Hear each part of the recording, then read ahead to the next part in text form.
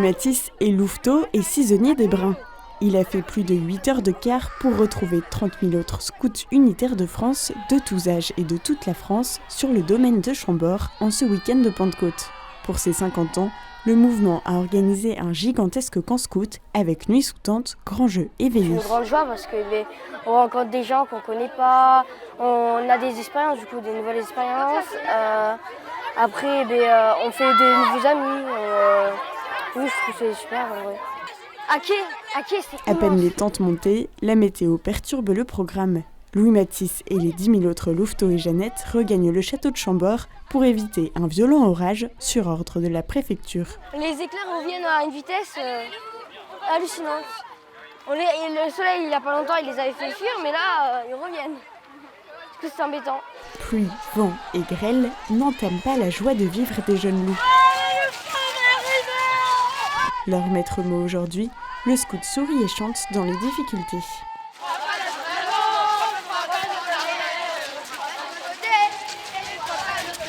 L'orage passé, la joie de vivre est aussi bien là après une nuit sous la tente. Comme à la 3e Lille, prête à partir en grand jeu. Voir toutes les guides, ça me met de bonne humeur. Ça donne envie de faire le grand jeu. Là, on est grave dans une ambiance de grand jeu, je trouve. Le fait de faire des jeux, de chanter, de crier, de courir, ça nous défoule énormément et ça nous... Ça apporte la bonne humeur, de la cohésion entre les équipes aussi. Et puis surtout connaître les gens de notre compagnie. Les guides convergent sur la Grande Plaine pour un grand jeu à 30 000 avec les louveteaux, Jeannette, éclaireurs, guides et aînés de toute la France.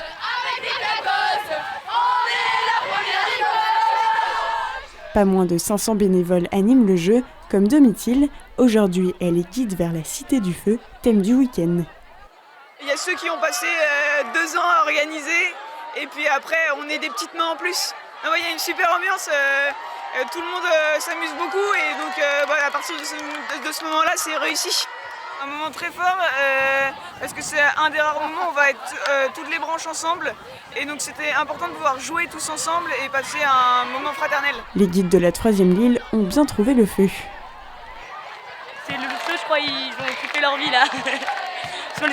On les portait et tout, ils ont dû trouver ça drôle. Ouais, franchement c'était bien. Aujourd'hui, on voulait vraiment profiter à fond et le grand jeu avec tout le monde, c'était génial. Après le jeu, place à la prière, centrale dans la vie scout. La messe de Pentecôte est présidée par l'évêque de Nanterre, Monseigneur Rouget, l'occasion de rendre grâce pour le mouvement. Je voudrais partager leur action de grâce pour ce qui est donné dans le scoutisme et que j'ai vécu moi aussi dans les scouts unitaires de France il y a déjà bien longtemps. Et puis je voudrais aussi qu'ils puissent voir que la force de l'Esprit Saint leur est donnée aujourd'hui pour faire quelque chose de beau de leur vie pour la gloire de Dieu et le service de leurs frères. Il y a eu un orage terrible hier soir ici dans ce grand camp de Chambord et les scouts, quel que soit leur âge, les guides, les louveteaux et Jeannette, les chefs et cheftaines ont réagi avec une énergie, un enthousiasme, une confiance extraordinaire. Je trouve que c'est une parabole de ce que l'Église vit en notre temps. Nous traversons beaucoup de bourrasques, parfois très violentes, mais la ferveur et la confiance en la puissance de l'Esprit peuvent nous permettre de les traverser. Au début de la messe, 30 000 voix s'élèvent pour invoquer l'Esprit Saint.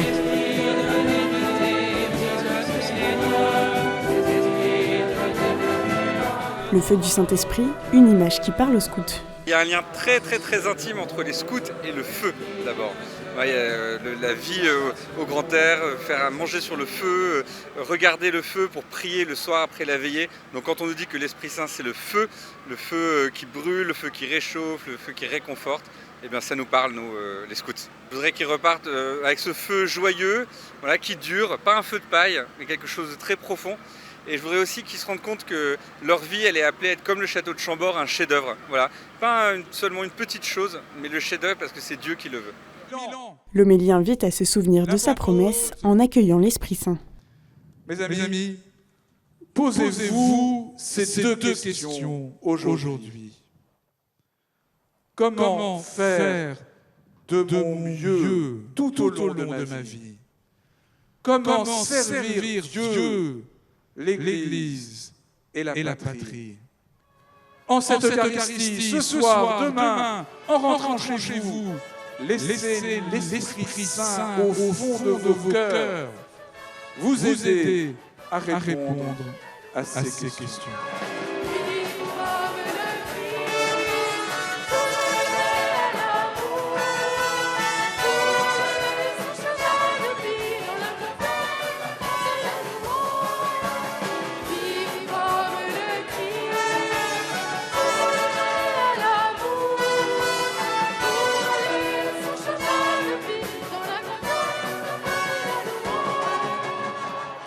Le soir, les scouts participent à la traditionnelle veillée scout. Pas de bougies pour cet anniversaire, mais un flambeau, symbole de cette jeunesse, toujours aussi ardente 50 ans après la création du mouvement. Que ce soit en 1967 ou avant ou aujourd'hui, c'est la même jeunesse qui a soif d'aventure, c'est la même jeunesse qui veut justement grandir, c'est une même jeunesse qui est enthousiaste, qui veut donner, qui veut être au service. Et ça, c'est la colonne vertébrale de cette jeunesse que nous souhaitons porter, que nous souhaitons accompagner pour devenir des adultes heureux de vivre, responsables et des chrétiens épanouis. C'est le sens de ce week-end, ce n'est pas simplement un anniversaire, mais c'est véritablement un trait d'union entre l'histoire du scoutisme et les 50 prochaines années. Sur la grande plaine de Chambord, ce lundi matin, la patrouille du Grizzly, venue de La Roche-sur-Yon, attend le rassemblement d'envoi.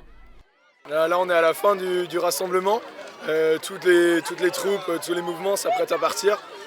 Donc retourner dans leur province d'origine. L'ambiance est plutôt sympa, tout le monde est encore plein d'entrain. Et ça chante, ça rigole, ça crie. Voilà, c'est énorme. Le président des SUF les invite à vivre leurs promesses au quotidien.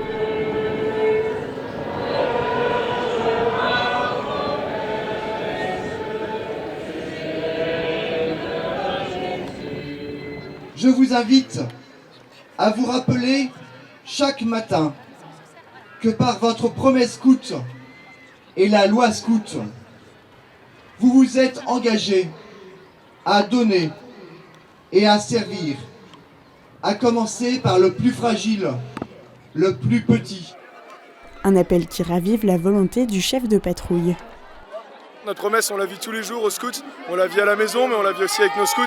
Et c'est vraiment nous donner tous les jours à fond à la maison, servir, aider son prochain. Là, ça nous a tous remotivés, on est reboostés à fond avec tous les chants qu'on a fait, les jeux, l'ambiance qu'il y avait, c'était incroyable. L'heure est venue de regagner les 550 cars prévus pour le retour. Et la patrouille du Grizzly n'est pas la seule à repartir motivée et pleine de bonnes résolutions. Le plus fort protège le plus faible, comme sur la promesse. Donc il faut toujours être à l'écoute des autres et pouvoir les aider dès que possible. Je ne protège pas toujours, je m'énerve beaucoup avec ma petite sœur, donc essayer d'être peut-être plus patiente. Là, je pense qu'elles ont plein de beaux souvenirs. Elles rentrent avec des nouvelles idées de chants, de jeux et on va partir en camp là dans un mois, donc elles sont revigorées et boostées pour le camp. Les scouts rentrent chez eux avec la volonté de vivre au quotidien le service et l'entraide dans la joie, fidèles à leurs promesses et renouvelés dans l'Esprit Saint.